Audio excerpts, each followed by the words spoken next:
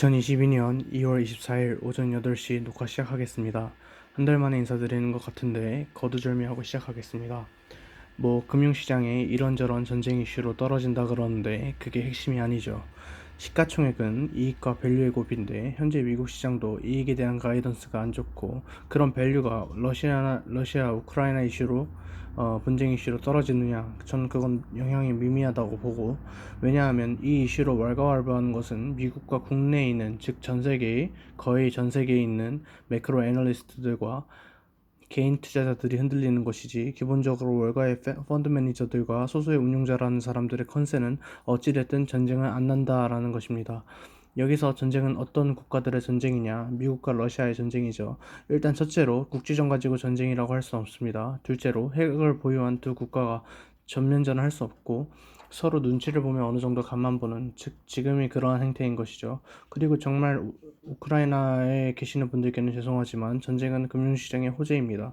만약 전쟁이 일어난다고 해도 일단 전쟁이 실제로 일어나지 않아도 전후는 연준의 긴축 속도를 잡아줄 수 있습니다. 물론 오늘 아침 페드 인사의 발언을 보면 미국 금융시장의 가격이 아직 비싸다고 느끼는지 이러한 것을 고려하지 않고 그냥 계속 긴축해야 된다고 말을 하는데 이해합니다. 여기서 긴축 속도를 늦추면 높은 인플레이션을 해지하기 위해 주식을 열심히 담아야 하니까요. 오늘 해드리고 싶은 말씀이 많은데 이러한 버블 우려가 상존하기에 페드의 반응은 충분히 이해합니다. 그리고 전쟁 이슈를 이어서 말하자면 애초에 이러한 전쟁 이슈에 우리 동아시아권 국가들, 즉 상해, 코스피, 니케이, 각권 이런 주식들이 빠질 이유가 없어요. 물론 제가 항상 말씀드리듯이 주식이 빠지고 오를 이유는 항상 각각 수백 가지씩 존재한다. 주식시장에서 중요한 것은 두 가지 리와 주가의 높낮이인데 바로 금리와 심리를 뜻하는 것이죠.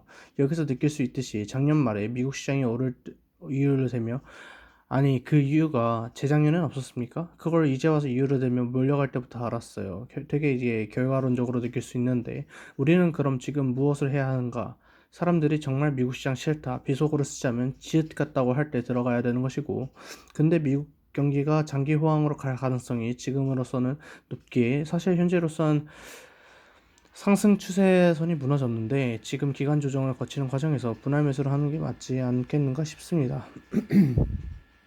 그에 반해 한국 시장은 충분히 많이 빠졌다고 볼 수 있고, 특히 언제나 이번에도 하락할 때는 나스닥이 다른 S&P 500이나 다우보다 많이 빠졌잖아요. 지금 느끼는 게 금리 인상 사이클에 부담을 느끼는 기관 자금이 싼 주식으로 옮겨가고 있다고 생각을 해요. 근데 사실 기술적 반등이 나올 수도 있는 상황이기도 합니다. 충분히 많이 빠졌기 때문에. 그러면 기술주는 언제 잡는 것이 좋을까라는 질문이 도출되는데, 그 질문에는 어떻게 답변을 드리고 싶냐면, 인플레이션의 전년 동기 대비 상승 추세가 꺾이기 시작하면 금리 인상에 대한 우려가 낮아지므로 그때 기술주를 잡는 게 좋지 않겠는가 싶습니다.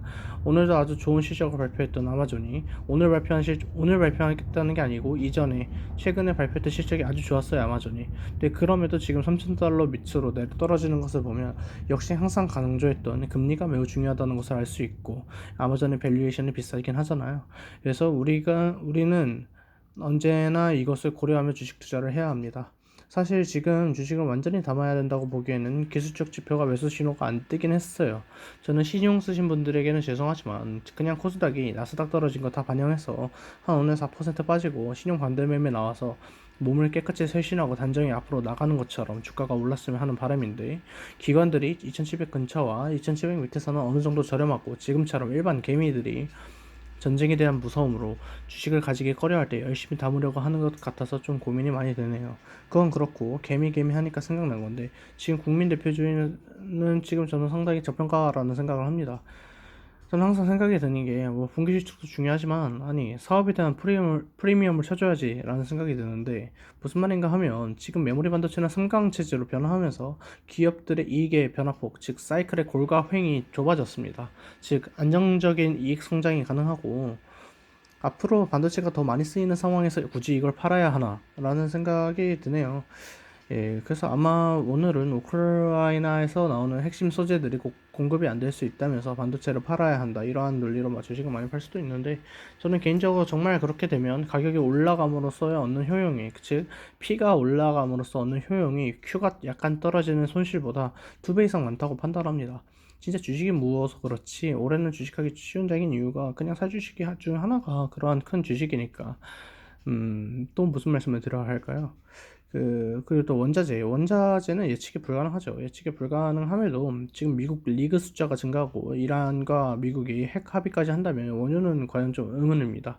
그래서 원유값이 만약에 떨어진다면 필수 원자재 가격이 떨어지는 것이고 이번에 하반기에 예, 올해 하반기에 이러한 예측을 낸 회사가 있는데 어떤 예측을 냈느냐 하면은 그 세계 최대 해운사 머스크 있죠. 우리나라 해운사들을 다 망하게 했던 그 최대 해운사 머스크가 하반기에는 운임료가 떨어진다고 했습니다. 그러할 가능성이 높다고 했죠. 그래서 저는 이런 생각이 드는데 하반기엔 기술주가 좋을 수도 있다는 말씀을 드리고 싶습니다. 인플레이션이 이미 전년 하반기에 높게 나왔고 거기에 이러한 것들이 겹치면 충분히 전년 동기 대비 상승률은 떨어지지 않을까.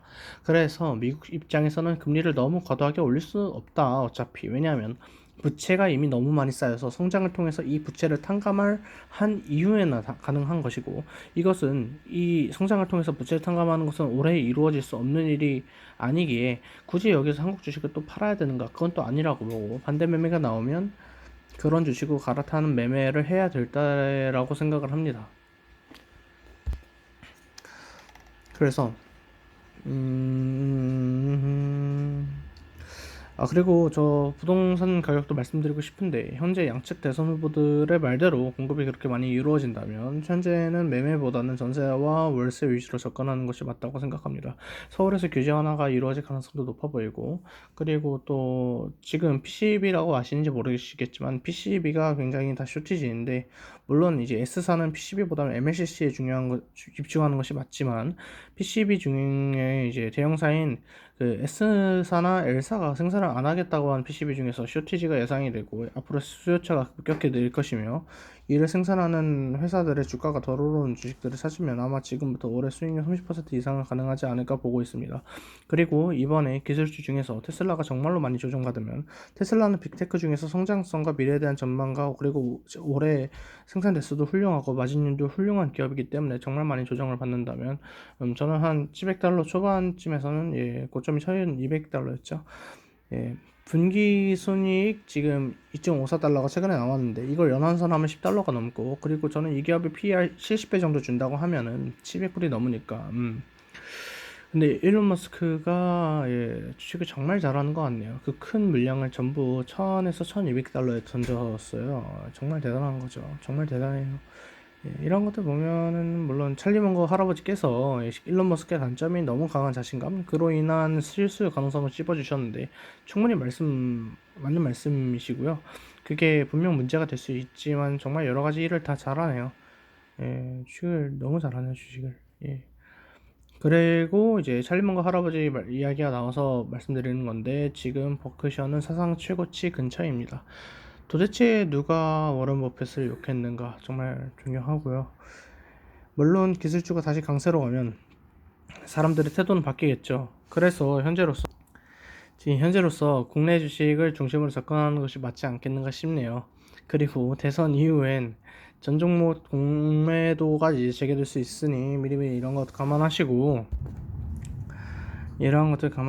최근에 건설이나 철강이 그래도 잘 버텼는데 하여튼 매매 방법은 일단 오늘 만약에 하락을 강하게 하면 낙폭 과대주로 갈아타시고 물론 이게 충분히 그래도 좋아질 만한 애여야 합니다. 좋아질 만한 주식이어야 하고 이후에 하락하는 과정에서 버틴 섹터 중에서 그러니까 하락하지 않은 섹터주 중에서 본인을 설득할 수 있는 논리를 가지고 있는 섹터의 좋은 주식들을 잘 사시길 바랍니다. 드릴 말씀이 더 많았던 것 같은데 저도 아침에 준비할 것이 너무 많아서 이상으로 인사드립니다. 본 영상은 매수 매도 추천이 아닙니다. 투자의 책임은 투자자 본인에게 계속됨을 밝힙니다. 이번 주도 행복하게 보내십시오.